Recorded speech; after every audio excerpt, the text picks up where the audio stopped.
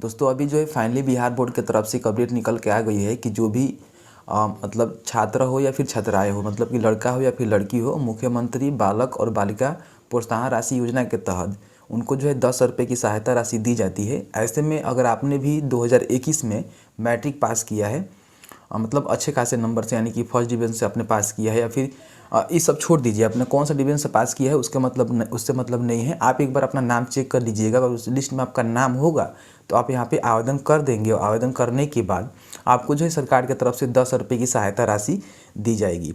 अब इसके लिए आवेदन शुरू हो गए हैं, पोर्टल भी लॉन्च कर दिए गए हैं। अब आप में से काफ़ी सारे लोग के मनों में जो है कन्फ्यूजन है कि हम आवेदन करें कि नहीं करें, इसमें हमें किस तरह से आवेदन करना होगा, साथ ही साथ आवेदन करने के बाद क्या हमें यूजर नेम पासवर्ड कैसे मिलेगा, फॉर्म कैसे हम भरेंगे, पैसे कैसे मिलेंगे, या फिर इसमें डॉक्यूमेंट्स कोई देना है कि नहीं देना है।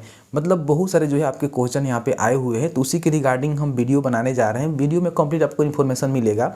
सबसे पहले इन्फॉर्मेशन बताएंगे कि आखिर आप लिस्ट में नाम कैसे चेक करेंगे, उसके बाद इसमें रजिस्ट्रेशन हो रहा है, रजिस्ट्रेशन आप कैसे करेंगे, आपको यूजर नेम पासवर्ड कैसे मिलेगा, आप फॉर्म को फिनलाइज कैसे करेंगे, साथ ही साथ और भी जो जानकारी होगा कि जैसे कि मान लीजिए आपको फॉर्म कहीं जमा करना है कि नहीं करना है, आपको पैसे कैसे मिलेंगे, ये सारा चीज़ इस वीडियो में आपको हम क्लियर करके बताएंगे। लेकिन उससे पहले अभी तक आपने इस वीडियो को लाइक नहीं किया है, प्लीज़ लाइक कर दीजिए, क्योंकि आपका एक लाइक मुझे बहुत ज़्यादा मोटिवेट करता है और ऐसे ऐसे वीडियो बनाने के लिए बहुत ज़्यादा एनर्जी देता है। तो चलिए आज का वीडियो शुरू करते हैं। तो उसके लिए सबसे पहले क्या करना है, आपको कंप्यूटर के ब्राउज़र में easy2net.com सर्च कर लेना है। वैसे आप सभी जानते हैं कि मेरे द्वारा बनाया गया वेबसाइट है जिस पर आपको अच्छा खासा इन्फॉर्मेशन दिया जाता है। नीचे आएंगे तो यहाँ पे देख सकते हैं कि 10th पास स्कॉलरशिप ऑनलाइन फॉर्म 2021, इस पर आपको क्लिक कर देना है। जैसे ही क्लिक करेंगे तो आपके सामने कुछ इस तरह का आर्टिकल आएगा जिसमें सारा जानकारी मैंने स्टेप बाय स्टेप बता दिया है। सबसे पहले देख सकते हैं कि इसमें जो है कौन कौन सा डॉक्यूमेंट्स मांगे जाते हैं। डॉक्यूमेंट्स में आपको आधार कार्ड, मैट्रिक का जो अंक प्रमाण पत्र होता है, रजिस्ट्रेशन नंबर होता है, जाति भी आपसे मांगा जा सकता है, क्योंकि यहाँ पे कैटेगरी वाइज जो सेकेंड डिवीजन से भी पास होते हैं उनको भी पैसे दिए जाते हैं। आय प्रमाण पत्र भी इसमें मांगे जाते हैं, तो आय प्रमाण पत्र भी आपको देना पड़ेगा।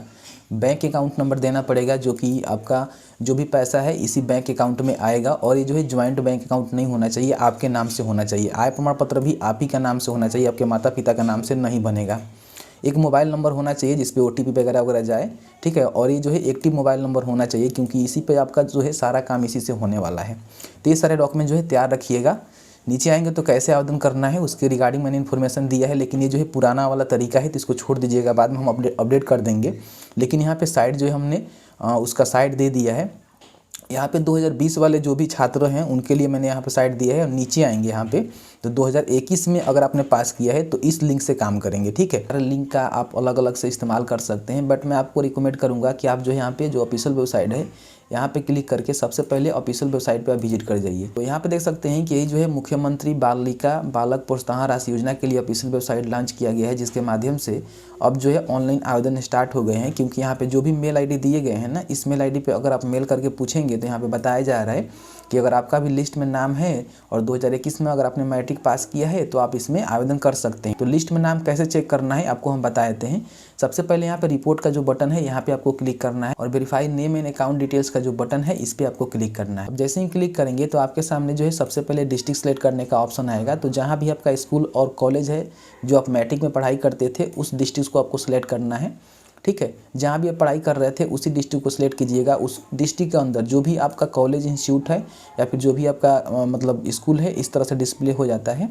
तो आप अपने स्कूल का जो है नाम यहाँ पे सर्च करके सेलेक्ट करेंगे, उसके बाद व्यू के बटन पे आपको क्लिक करना है। जैसे ही व्यू के बटन पर क्लिक करेंगे तो आपके सामने कुछ इस तरह का इंटरफेस आएगा, जहाँ पे सबसे पहले स्टूडेंट का नाम दिखाएगा, उसके फादर का नाम, मदर का नाम, रजिस्ट्रेशन नंबर क्या है, रजिस्ट्रेशन का जो लास्ट में रहता है वो दिखाता है, और उसने जो है फॉर्म फिलअप किया है कि नहीं किया है। तो देख सकते हैं कि नो सबमिटेड का मतलब होता है कि इसने जो है फॉर्म फिल नहीं किया है। अगर ये फॉर्म फिल कर लेगी तो यहाँ पे फॉर्म सबमिटेड दिखाएगा और बाकी जो जानकारी है यहाँ पे शो करने लगेगा। अब इसमें नाम आप खोज लीजिएगा, Ctrl+F करके यहाँ पे नाम सर्च करके आप जो है फाइंड कर सकते हैं। जैसे कि मान लीजिए किसी व्यक्ति का नाम आप सर्च करना चाहते हैं, जैसे कि मान लीजिए अमीषा का हम नाम सर्च करना चाहते हैं। अमीषा लिखेंगे तो यहाँ पे जो भी अमीषा होगी ना वो सारे यहाँ पे दिख जाएगी, हाईलाइट हो जाएगी। अपने हिसाब से इसको सर्च करके देख सकते हैं। तो इस तरह से आपको नाम सर्च कर लेना है। इस लिस्ट में अगर आपका नाम है तभी जो है फॉर्म आपको फिल करना है, और फिर से आपको होम के बटन पर क्लिक करके सबसे पहले होम पे आ जाना है। फिर रिपोर्ट के ही बटन में देख सकते हैं कि एप्लीकेशन आप फॉर्म भरेंगे उसका स्टेटस भी चेक कर सकते हैं, डिस्ट्रिक्ट वाइज जो भी समरी लिस्ट है वो भी निकाल सकते हैं। जो एप्लीकेशन फॉर्म भरने के बाद रिजेक्ट होगा वो आप यहाँ से देख सकते हैं, ठीक है।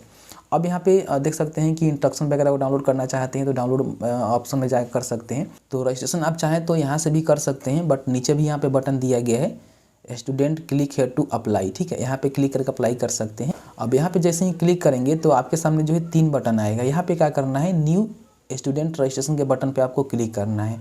और आपने रजिस्ट्रेशन कर लिया है, लॉगिन करने के लिए आप यहाँ पे क्लिक करेंगे, बट सबसे पहले आपको रजिस्ट्रेशन करना है तो यहाँ पे आपको क्लिक करना है। जैसे ही क्लिक करेंगे तो आपके सामने कुछ इस तरह का इंटरफेस आएगा। यहाँ पे 1 2 3 4 5 स्टेप में जो है फॉर्म को आपको फिल करना है। सबसे पहले स्टूडेंट का जो रजिस्ट्रेशन है उसको आपको करना है। उसके बाद रजिस्ट्रेशन के बेस पे आपका जो डिपार्टमेंट है और बैंक जो वेरिफिकेशन है, डिपार्टमेंट के द्वारा आपका बैंक वेरिफिकेशन किया जाएगा कि आपने जो जानकारी दिया है वो जानकारी सही है कि नहीं है। एक्चुअली बहुत सारे छात्र छात्राएं ऐसे हैं जो अकाउंट नंबर वगैरह वगैरह गलती भर के जो है फॉर्म को फिल कर देते हैं, तो उनका रिजेक्ट होने वाला होगा तो पहले ही हो जाएगा। फिर उनको मौका दिया जाएगा कि आप जो है करेक्शन कर लीजिए, उसके बाद फिर से उनका सही हो जाएगा। तो सबसे पहले जो भी आप रजिस्ट्रेशन करते समय जानकारी देंगे उसको जो है डिपार्टमेंट के द्वारा बैंक वेरिफिकेशन किया जाएगा और उसके बाद आपको जो है यूजर नेम पासवर्ड प्रोवाइड किया जाएगा, जिससे आप लॉगिन करके डॉक्यूमेंट्स अपलोड करेंगे। जैसे कि मान लीजिए जाति प्रमाण पत्र हो गया, आपका आय प्रमाण पत्र हो गया। उसके बाद आपको जो है स्कॉलरशिप के लिए अप्लाई करना होगा और लास्ट में आपको जो है फाइनलाइज करना होगा, ठीक है।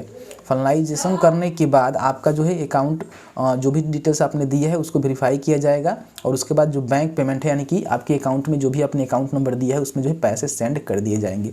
अब यहाँ देख सकते हैं कि इसका जो लास्ट डेट रखा गया है 31/3/2022 तक रखा गया है, तो उससे पहले जो है आपको फॉर्म को फिल करना है। अब यहाँ पे कुछ दिशा निर्देश दिए गए हैं जिसको आप पढ़ लेना है।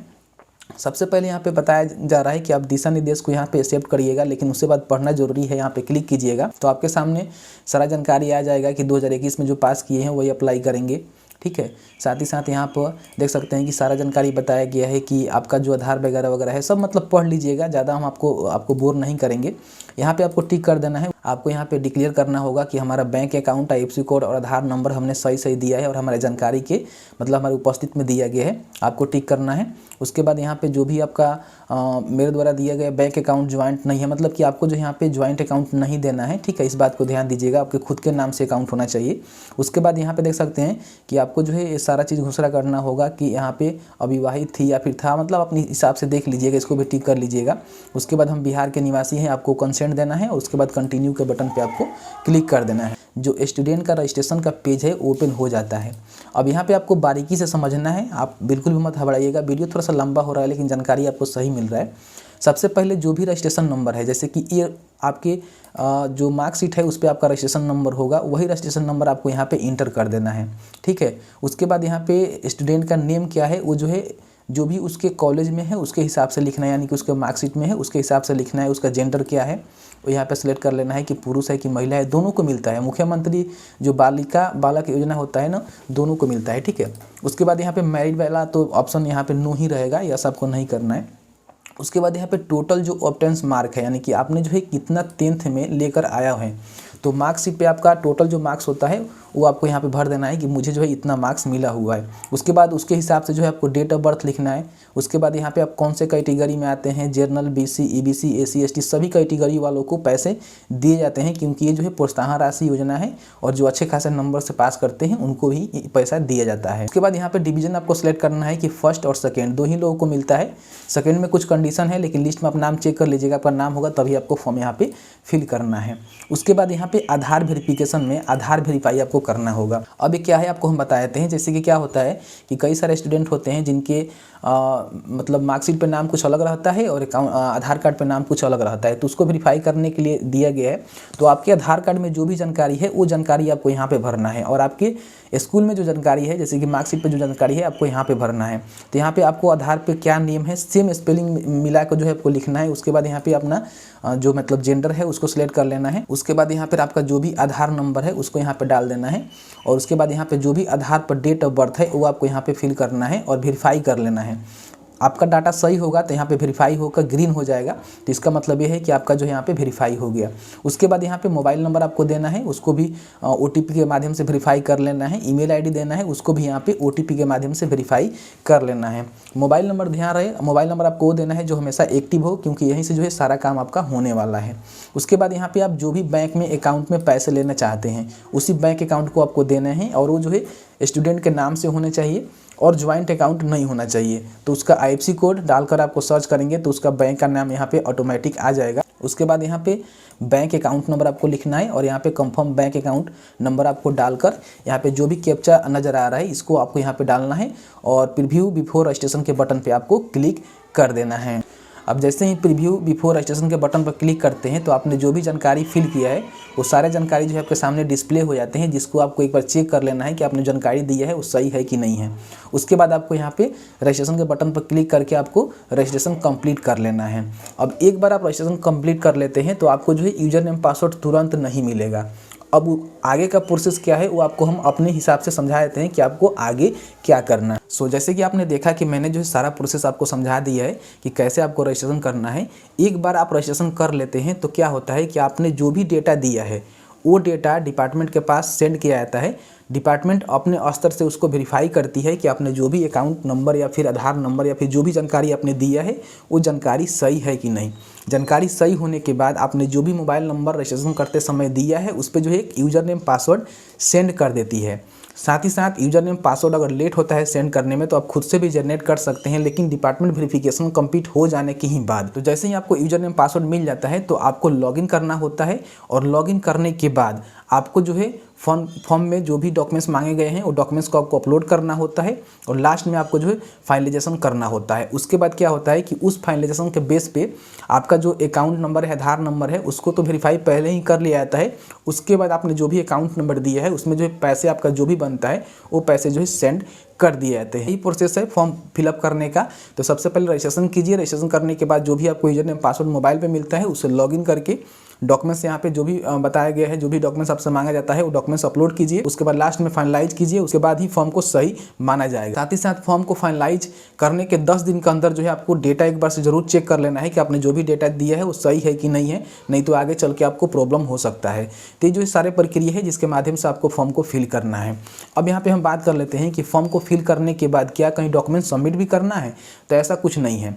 अभी कहीं भी नहीं कहा गया है कि फॉर्म को फिल करने के बाद कहीं डॉक्यूमेंट्स को सबमिट करना है, लेकिन मेरा खुद का एक्सपीरियंस है कि इस तरह का कोई भी फॉर्म भरने के बाद आपको फॉर्म सबमिट करने की आवश्यकता नहीं होगी, क्योंकि आपने जो भी जानकारी दिया है वो सारा जानकारी यहाँ पे दे दिया है, उसका वेरिफिकेशन भी हो गया है और उसी के बेस पे जो है आपको पैसे भी सेंड कर दिए जाएंगे। लेकिन भविष्य में ऐसा कोई बात कहा जाता है कि नहीं आपको फॉर्म सबमिट करना होगा तो आपको हम बता देंगे। वीडियो अच्छा लगा है तो वीडियो को लाइक कीजिए। आपके मन में कोई डाउट है तो नीचे आप हमें कमेंट सेक्शन में कमेंट करके पूछ सकते हैं, रिप्लाई करने की ज़रूर कोशिश की जाएगी। साथ ही साथ इंटर का वीडियो देखना चाहते हैं तो वो वीडियो नेक्स्ट यहाँ पे आने वाला है, तो वो वीडियो भी आप देख लीजिएगा। उस पर मैंने क्लियर करके आपको बता देंगे कि किस तरह से जो भी लड़कियाँ इंटर में पास की है वो जो है मुख्यमंत्री कन्या उत्थान योजना के तहत फॉर्म को फिल कर सकती है। तब तक के लिए वीडियो देखने के लिए आपका बहुत बहुत धन्यवाद। आप जहाँ भी हैं सुरक्षित रहें, स्वस्थ रहें।